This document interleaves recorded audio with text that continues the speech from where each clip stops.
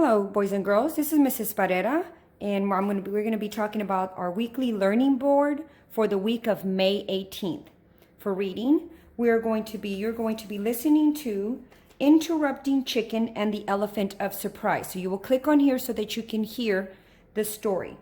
Now here, if you notice that on your what you're going to be doing is a story map. So you're going to watch the read aloud. And you're going to be answering the questions: who were the main characters, what was the setting, and what was the problem and solution? Well, this is what a story map normally looks like, boys and girls. Now, you don't have to write it this way because obviously you don't have this paper, but you have characters, setting, problem, and solution. So let's go over what characters are. So characters, who are the characters in the story? Now, these are the characters. Characters are the people who are involved in the actions and the dialogue in the story. Now, some characters are a big part of the story. We call them the main characters. Others are a smaller part of the story. We call them minor characters. Now, on the setting is where the story takes place. Sometimes longer, more complicated stories have more than one setting.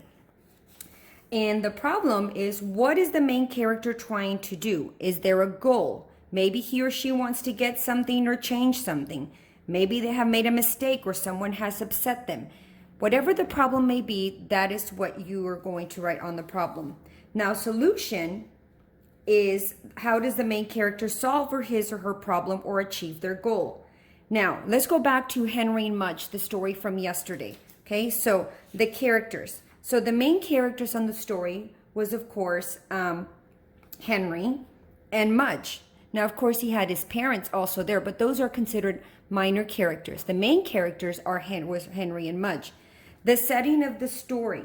Okay, now the setting of the story is where it took place. It could have been at his new neighborhood, walking to school. There were different settings. So as long as you focus on one of the settings that maybe the problem and solution happened, then that's fine. And on my example, I'm going to write, the walk to the school. Okay, because one of the problems that was in the story was that Henry used to worry about tornadoes and biting dogs when he would walk to school. Okay, that was his problem. Now, how did he fix that? What was his solution? His solution was that Mudge walked with Henry to school, and then he felt protected. Okay, so that would be our problem and solution. Now, I want you to remember, boys and girls, that making a story map can help you become better readers. A story map can help you read more carefully and pay attention to the storyline and the details. And it's a tool to help you remember and talk about what you read or what you heard being read and answer the questions. Okay, so this is what you're going to do on this first day. Notice that it's not in yellow, so it is not going to be for a grade.